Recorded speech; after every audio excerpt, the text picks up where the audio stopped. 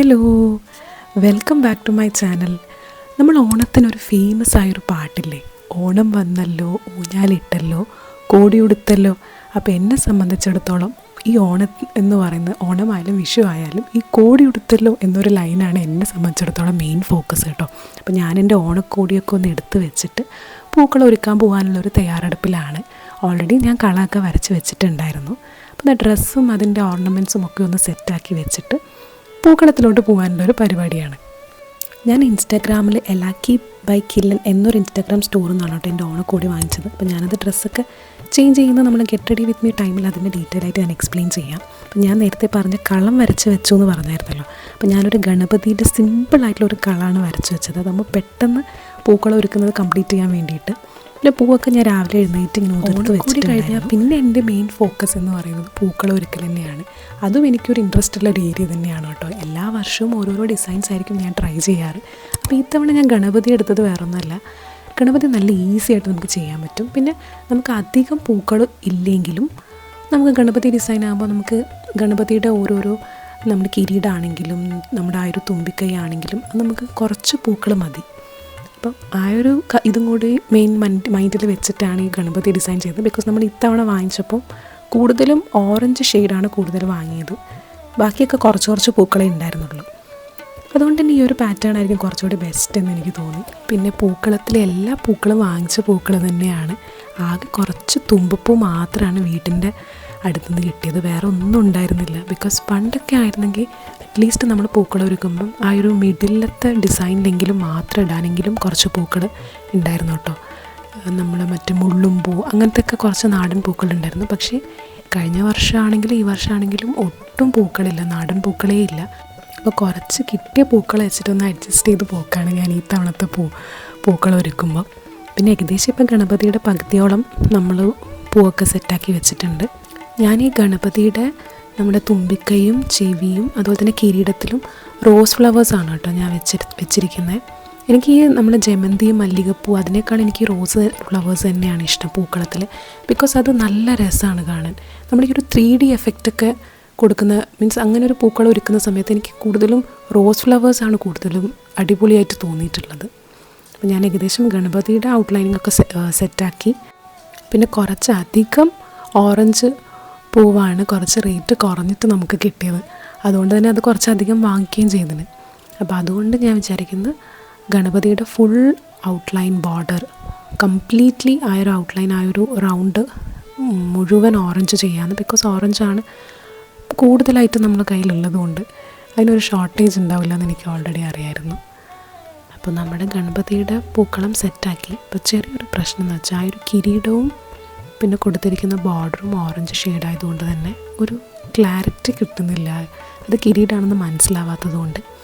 വീണ്ടും ഞാൻ ചെയ്ത മണ്ടത്തരാണെന്ന് എനിക്ക് മനസ്സിലായി. ഞാനത് മുഴുവൻ ആ റോസ് ഫ്ലവേഴ്സ് മുഴുവൻ റിമൂവ് ചെയ്തിട്ട് ഇപ്പം ഞാനൊരു വയലറ്റ് ഫ്ലവേഴ്സും അങ്ങനെ നമ്മൾ കയ്യിലുള്ള കുറച്ച് ഫ്ലവേഴ്സ് ഡിഫറെൻറ്റ് ഷെയ്ഡ്സ് ആക്കാമെന്ന് വിചാരിച്ചു. ഇപ്പോൾ വയലറ്റും വൈറ്റും പിന്നെ ഒരു പർപ്പിളിൻ്റെ മിക്സൊക്കെ ഉണ്ടായിരുന്നു. അപ്പോൾ അതൊക്കെയാണ് ജസ്റ്റ് ഒന്ന് ഇട്ട് കൊടുത്തത്.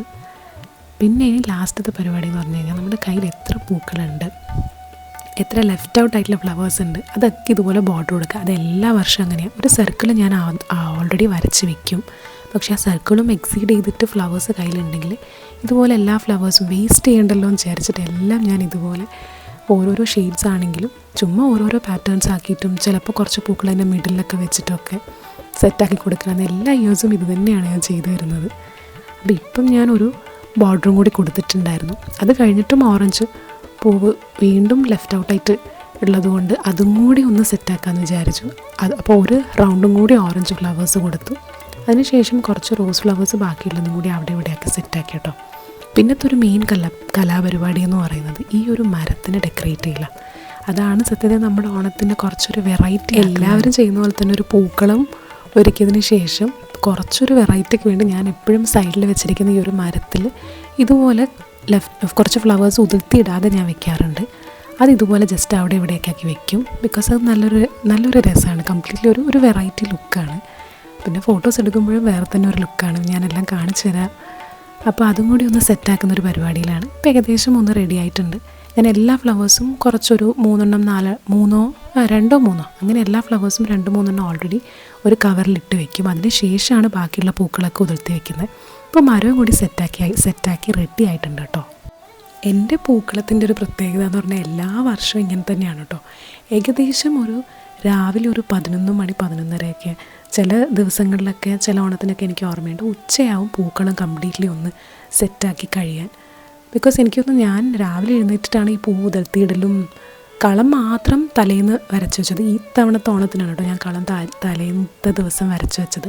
ബിക്കോസ് എല്ലാ ഓണത്തിനും ഞാൻ അന്നേ ആ ഒരു ഡേ തന്നെയാണ് കളം വരയ്ക്കുകയും ചെയ്യുക. അതൊക്കെ കൊണ്ടായിരിക്കും നല്ല ലേറ്റാവും, ഏകദേശം ഉച്ചയാവും എൻ്റെ പൂക്കളം കഴിയാൻ വേണ്ടി. അപ്പോൾ ഈ തവണ കുറച്ച് നേരത്തെ കഴിഞ്ഞിട്ടുണ്ട്. അപ്പോൾ അടുത്തൊരു മെയിൻ പരിപാടി എന്തായിരിക്കും? ഞാൻ നേരത്തെ പറഞ്ഞ എൻ്റെ മെയിൻ പരിപാടി തന്നെ ഓണക്കോടി ഇട്ടതിന് ശേഷമുള്ള ഫോട്ടോഷൂട്ട് തന്നെയാണ്. അപ്പോൾ ഞാൻ വാങ്ങിച്ചിരിക്കുന്ന ഒരു കഫ്താനാണ്, ലോട്ടസ് ഹാൻഡ് പെയിൻറ്റഡ് കഫ്താനാണ് കേട്ടോ. പിന്നെ ഈ ഒരു ജ്വല്ലറി, നമ്മുടെ ഏറ്റവും വൈറലായി ഒരു ജ്വല്ലറി അല്ലേ ഈ ഒരു ലോട്ടസിൻ്റെ ഈ ഒരു ജ്വല്ലറി സെറ്റും ഈ ഒരു കുഞ്ഞു കമ്മലും. അപ്പോൾ ഈ ഒരു സെറ്റാണ് അതിന് സ്റ്റൈൽ ചെയ്യുന്നത്.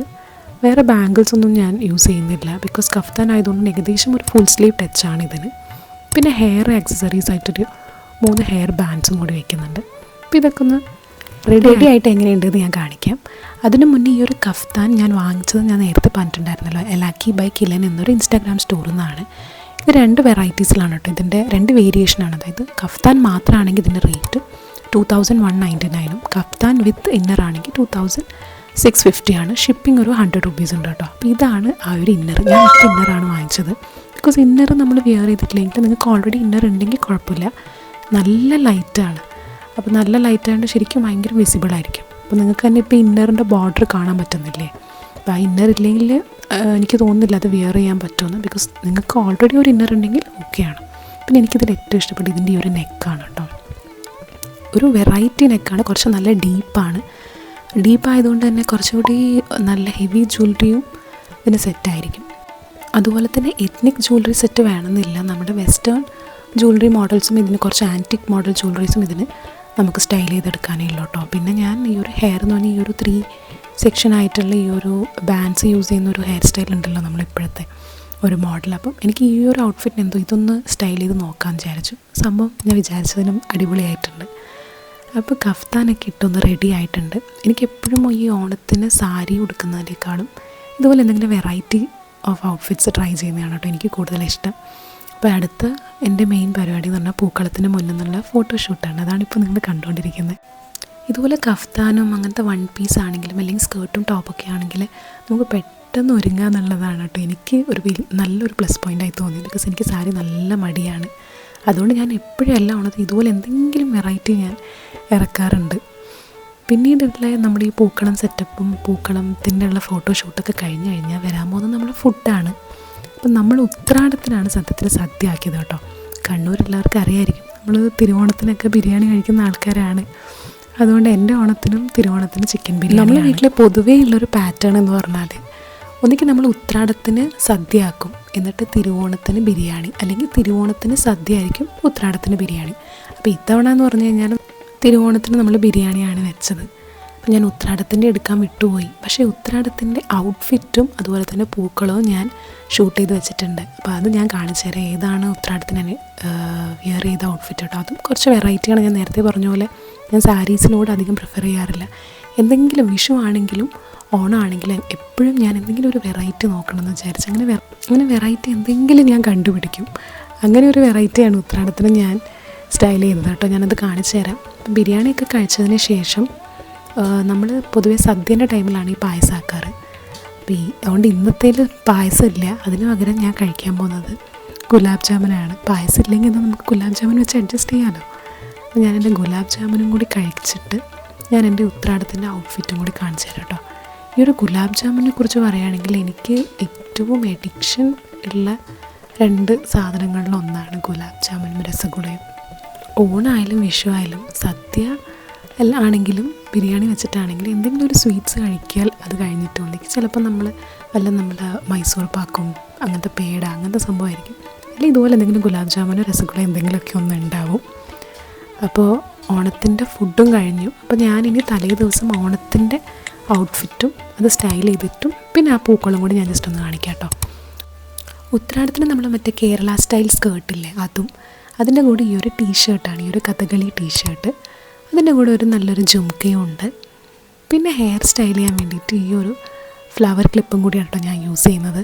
ഈ ഒരു ടീഷർട്ട് കണ്ടാൽ തന്നെ കുറച്ച് പേർക്ക് മനസ്സിലായി കാണും. ഈ ഒരു കഥകളി തീം ടീഷർട്ട് ഞാൻ വാങ്ങിച്ചിരിക്കുന്ന മൈ ഡിസിഗ്നേഷൻ എന്ന് പറയുന്ന ഒരു ഓൺലൈൻ സ്റ്റോറിൽ നിന്നാണ്. അവരുടെ കയ്യിൽ അത്യാവശ്യം ഇതുപോലെ ഓണത്തിൻ്റെ ടൈമിൽ ഒരുപാട് വെറൈറ്റീസ് അവർ ലോഞ്ച് ചെയ്തിട്ടുണ്ട്. സത്യത്തിൽ ഞാൻ ഈ ഒരു ടീഷർട്ട് 2 വർഷം മുന്നേയുള്ള ഓണത്തിന് സ്റ്റൈൽ ചെയ്തതാണ് കേട്ടോ. അതിനും ഈ സെയിം ഔട്ട്ഫിറ്റ് തന്നെയായിരുന്നു, ഈ ഒരു സെയിം സ്കേർട്ടിന് തന്നെയാണ് ഞാനത് ഷോർട്സിൽ പോസ്റ്റ് ചെയ്തിട്ടുണ്ടായിരുന്നു. അത് കണ്ടിട്ടൊരു സബ്സ്ക്രൈബർ കമൻറ്റ് ചെയ്തിട്ടുണ്ടായിരുന്നു, ഈ ഒരു ടീഷർട്ടാണ് അവരുടെ കോളേജിൽ അവരെല്ലാവരും വെയർ ചെയ്തത്, താങ്ക് യു ചേച്ചി എന്നൊക്കെ പറഞ്ഞിട്ട്. അപ്പോൾ അതൊക്കെ കാണുമ്പോൾ എനിക്ക് ഭയങ്കര സന്തോഷമായി കേട്ടോ. പിന്നെ എൻ്റെ ഹെയർ സ്റ്റൈൽ എന്ന് പറഞ്ഞാൽ ഞാനിതുപോലെ ഹെയർ ബ്രീഡ് ചെയ്തിട്ട് ആ ഒരു ഫ്ലവർ ക്ലിപ്പും കൂടി അതിൻ്റെ മുകളിൽ ജസ്റ്റ് ഒന്ന് പിൻ ചെയ്ത് കൊടുക്കുകയാണ് കേട്ടോ ചെയ്തത്. അപ്പോൾ ഇതാണ് എൻ്റെ ഓണത്തിൻ്റെ ഉത്രാടം ഔട്ട്ഫിറ്റ് കേട്ടോ. ഈ ഒരു ടീഷർട്ട് തന്നെയാണ് ഇതിൻ്റെ മെയിൻ ഹൈലൈറ്റ്, ഈ ഒരു കഥകളി ടീഷർട്ട്. പിന്നെ ഈ ഒരു സിമ്പിൾ ജുംക്ക, വേറെ ബാംഗിൾസും കൂടി നമുക്ക് വേണമെങ്കിൽ സ്റ്റൈൽ ചെയ്യാൻ യൂസ് ചെയ്യാം കേട്ടോ. അപ്പോൾ എൻ്റെ കയ്യിൽ ബാംഗിൾസ് ഇല്ലായിരുന്നു, അതും ഒരു ഭയങ്കര ഡിസാസ്റ്റർ സ്റ്റോറിയാണ്. മീഷോന്ന് ഞാൻ ഗ്രീൻ ബാംഗിൾസ് ഓർഡർ ചെയ്തിട്ടുണ്ടായിരുന്നു, പക്ഷേ ഇതുവരെയായിട്ടും ഓണം കഴിഞ്ഞിട്ടാണത് വന്നത്.